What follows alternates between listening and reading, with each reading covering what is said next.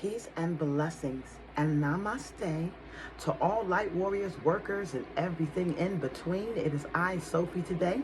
I came through to give y'all some quick updates, okay? So from the Joyful Healer podcast and the discussion that she and I had on the podcast is now coming to my channel, okay? The sister Cat, she's a goddess in her own right. I love her energy. You know, we may not have the exact same path, but we're on the same journey. And that's what this whole collaboration is all about. Identifying that we all have unique strengths and weaknesses, and we can get there, you know, and we put our heads together. There's some things that she possibly can teach us, and there's some things that we're going to possibly be teaching her. And it's going to be an amazing build, you know, when two divine feminines get together and they're just collaborating, you know, sharing ideas. She's going to come on because she has discovered like a new revelation and whatnot, and that she wants to share with us. And I have not heard it. All right. I want to be blown away just like you guys. So we're going to do this all together. This is going to take place tomorrow at 4 o'clock. Okay. You can go to my channel and look for live or upcoming events. There is a link that I put in the description box that will allow us, after we are done with our discussion, if you have any Q&As or anything that you would like to ask the sister, you know, that she'd be willing to answer for you, and she agreed to it. So it should be exciting, and this is when we're starting to get you more engaged, okay? So you don't have to just sit around and listen to me talk. With that link, you may have the ability to come in, you know, ask your question and discourse with us, okay? Even if you want to share some of your own experiences, knowing that you're not alone, and I'm here to bring that out. We are here to bring that out. It's okay and it's safe to be you now, okay? Now, with that disclaimer out the way, here's what I've been pushed and led to disclose with you today. Babies, it is so time to start seeing the world and its advancements. And for those of us who are doing that we have been charged to co-create the new world, that we're making the changes from the inside out, that we've been pushed in society or pushed into politics, or I don't care even if you have a platform, but you understand these things, and we're trying to, you know, develop our minds and our consciousness to see things differently from its opposite polarity. And the more that you're able to see these things, okay, the more of that new reality, that newness of God comes into you, okay? So I'm going to show you and share with you how you're able to see this, all right? For those of you who have been in stagnant energy, okay, because you're focusing on a lot of the things that are going on wrong in another timeline, okay, and you're focusing so hard on that you're missing what this new age has actually brought to you, okay? Number one, I'm going to go through this. Number one, polarity exchanges. All right. Now, remember, I went through on one of my old PowerPoint presentations of the different eons of time, and how we had feminine, then feminine and masculine, then all masculine. And now we're in that age of the Aquarius, or the Owaspy age, where you'll see the circle and the cross combined, okay? And this is balancing out the polarities that we've been in these repeated karmic cycles for eons and eons and eons. So during this time, we are getting the balance back, okay? We're equalizing the scales. So some of the ways that you can see this is to identify, you know, instead of looking at it's all about the way that you perceive information. It's all about your mind, okay? So, for instance, we have seen within the last decade or so a huge wave or shift with men, you know, having the desire to cook, okay? Being better chefs than us in some cases, okay? You know, it's a good thing and a bad thing, because if it's a good thing to have a man that can cook his tail off. It's a bad thing when you're a person that likes to eat. So these type of relationships you got to be cautious with, because they'll put 30 pounds on you. All right, but you'll see that, a lot of men are tapping into that feminine energy. And the reason why is not what you think. Okay, now society might want to say to you, okay, well, our men are becoming, feminine, or, that they're becoming more emotional. No, I mean, it is correct when you see it that on a 3D level. Okay, when you're still in the realm of duality, that's how you will perceive it. But when you start seeing things from higher vantage points, you understand that this is now the masculine principle trying to identify with the feminine principle, walking in that path. Okay, and this is a way that the Creator is kind of showing us how the opposite polarity, how they walk their life, and what it felt like to be them. Okay, and the reason why is because we have to merge them now. All right, so you have a lot of men that are, learning how to cook. I'm also running across a lot of single fathers out there. Okay, and I'm very excited about that. And I know that might sound off to you, but the realization is, for a long time, we've had laws that was like nature versus nurture. And, when it came down to children, if there was a divorce or separation, it would automatically go to the mother. But it does not mean that mother had that divine maternal instinct or was best for that child. Okay, so a lot of times our men who may have had strong paternal instinct or was better for that child's growth was getting pushed aside, and then just had to pay money or get locked up. So now we're also starting to see that there's a balance in that power that's coming in now. Now we are focusing more on the intentions, the stability, the righteousness, okay? So either parent can get it, and we are not stuck in that same paradigm loop, okay? So we're seeing this take place too. So now the masculine energy, the masculine principle is now learning, how to identify what is feminine nature. How? By walking in it, okay? Does not mean that this is something that's going to be edged in stone. It just simply means that this is an experience that must be had so we can learn how to balance each other out a little bit better now and understand that these roles are not stamped in stone, all right? You're also starting to see a lot of women, that are standing up, and now they're taking more of a masculine role, and they're getting that experience. They're getting experience of, what it was like to have to take care of a household, to have to take care of children, to have to, balance bills and things like that. And once you start to get that understanding, now you can identify with what the masculine principle went to. It's up to you on whether or not, you want to stay in these veins, or if you're going to learn the lessons that will soften your heart to be more relatable, in your connections.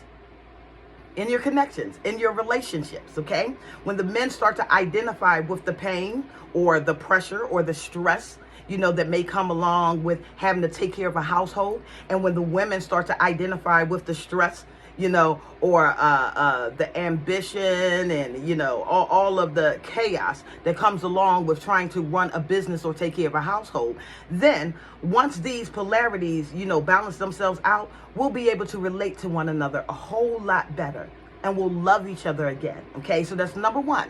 This is what we are co-creating. This is what you are seeing, okay, in the new earth and what we're doing behind the scenes, okay?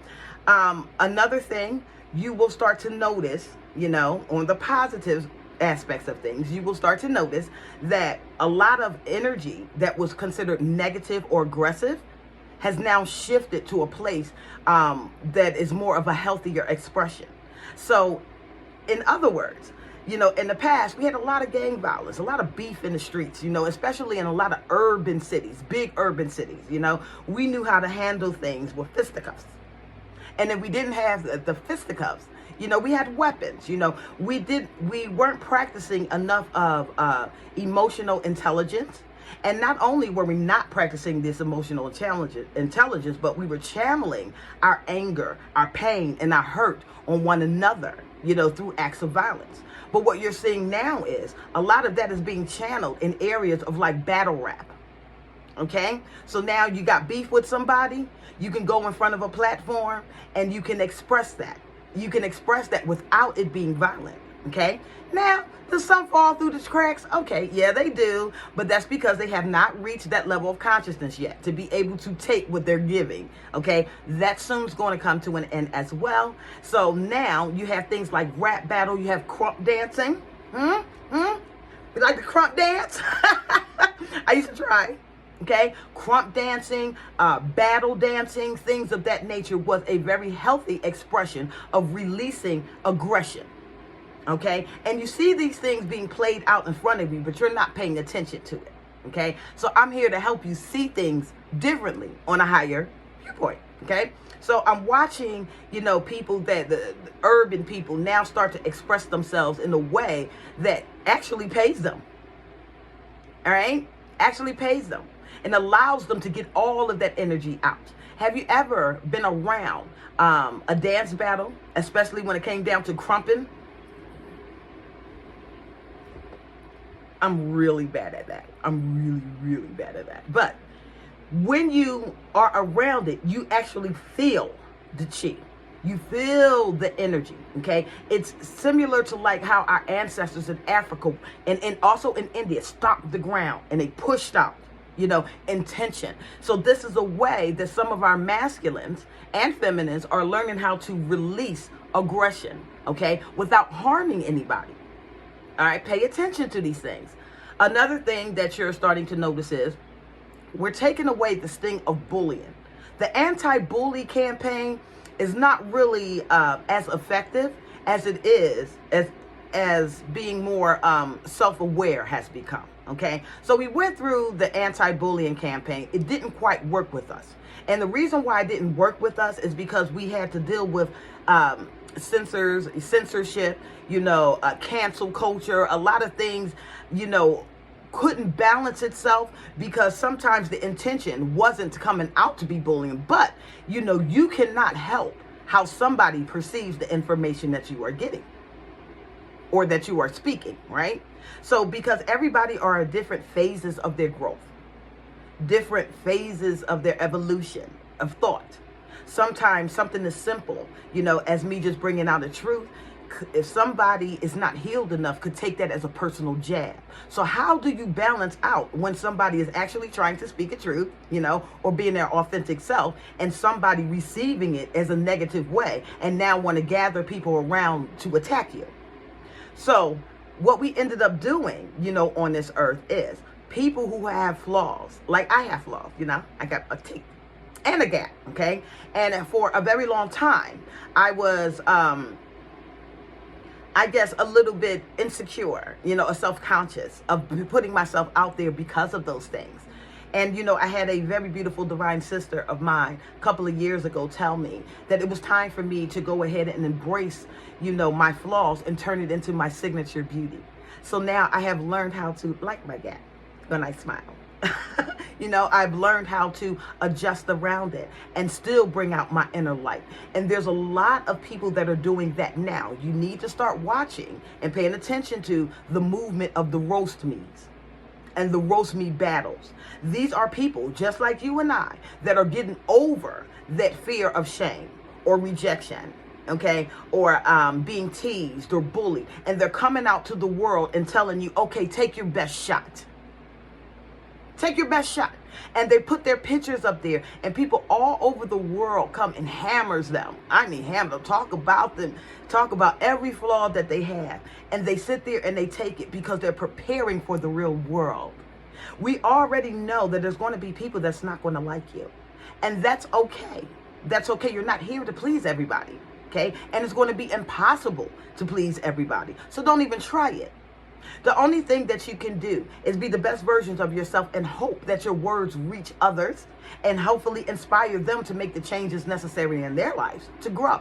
So you're seeing these Reddit roast me's go around, right? And people getting roasted and they're having a good time. They're laughing at it themselves because they realize one thing that I've been trying to teach you for a very long time.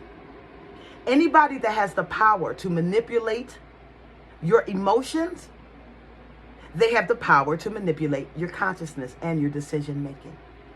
It is not the time for you to give over that power, okay? People are angry and they want to provoke you. Let them provoke themselves. Leave them where they are, okay? Because if they can get you out of your thought, out of your creativity, out of your flow, out of your divinity, then you've lost.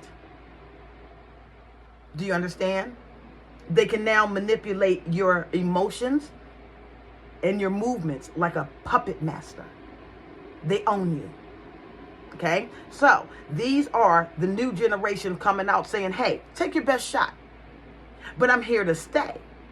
You know, this is who I am. I'm here to stay. And if you don't like me, that's fine. And they're learning how to take themselves more lighter now. They're learning that the power of words only have power if you give it to them. Okay? I can speak words of encouragement. I can speak words of life in you. It's up to you to receive that, though. You can block it off or you can receive it. And if I speak powerful words into your life and you do receive it, it will transform you. If you block it off, then you'll get inspired another way. Maybe it's not me. Maybe it's somebody else that you're listening to, and maybe they're doing the inspiration. It doesn't matter who you're getting it from. What's important is that you're recognizing that this is happening, okay? Also, like I said, look around at the evolution of your animal kingdom, all right? Another thing going unnoticed. How are you relating to your pets, all right? Have you noticed that there's a very stronger bond, that they're having more intelligence? All right, that they can communicate with you telepathically. You just know what they want. All right. Have you seen how certain species are starting to come into alignment? They're not enemies anymore. They're hanging out with each other. They're loving each other. You have the lion and the lamb. In your Bibles, a long time ago, they gave you a prophecy that in the end times, the lion would lay down with the lamb. This is layered. Understand? It could be taken literally to understand that, you know, yes, the animals are going to come into a state of peace, and they're also coming into a state of peace with us as well. Remember, there was enmity between us before. Now there is not. You're seeing deer in your backyard. You're seeing squirrels hanging out with you. You have pets that are raccoons or wild animals. Wolves are being nice to you now. You're starting to see all of these things, okay? Because what that phrase or verse is also teaching you is that we're getting ready to merge the opposite polarities. We're bringing everything into balance so there will be peace. There will be peace with your oppositions as well. Consider the lion. He is the aggressor. He is the king, okay? He can also be beast, you know? He's fierce. He's feared. And then you look at the lamb. The lamb is peaceful. It's led. You know, it can be led. I mean, it has to be taken care of. It is innocent. It is sweet. Normally, a lion will destroy a lamb, but they're laying together. Why? Because we're entering into an age where opposite polarities are starting to make peace and understanding. So we're also dealing with a very negative or aggressive duality or dual nature of yourself coming into harmony and balance with that peaceful God nature of yourself. And when we learn how to merge this, you'll see how all of these writings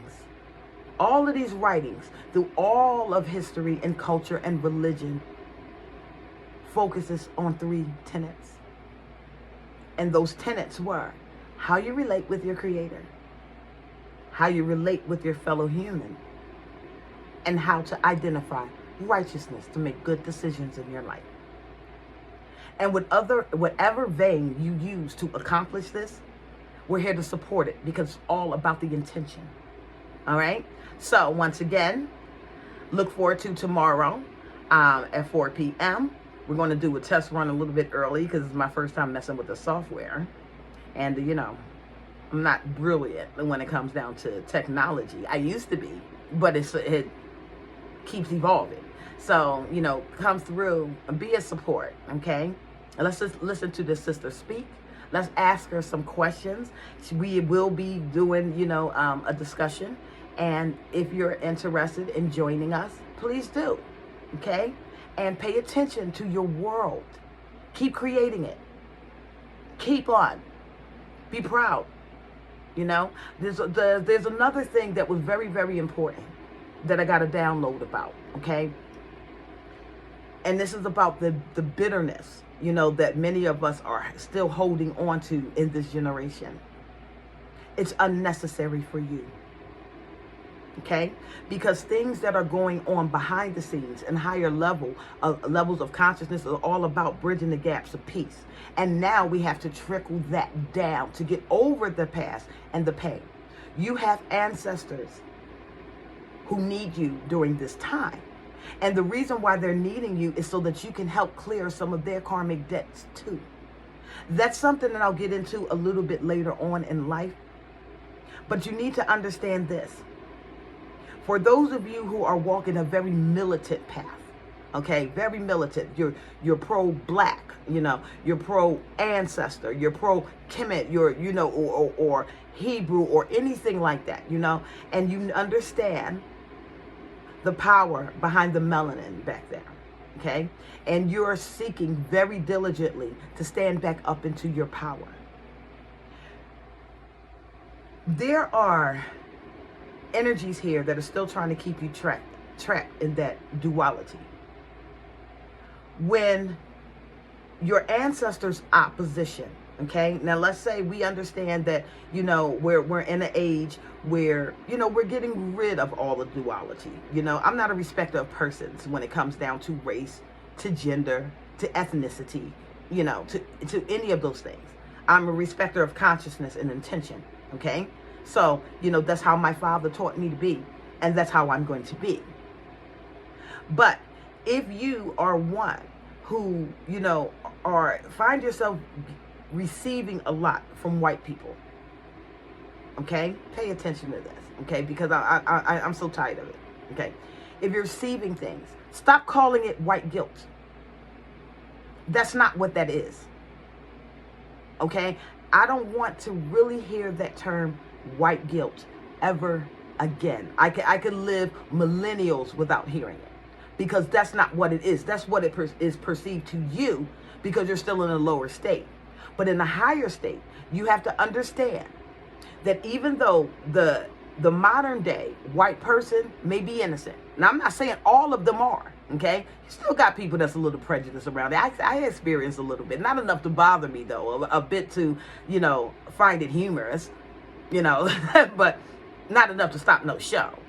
But if you are realizing that you're receiving these things and a lot of white people are being nice to you, are offering things to you, okay, don't get into that vein of being defensive. Sometimes this is ancestral correction. Sometimes you need to receive from them. Do you understand?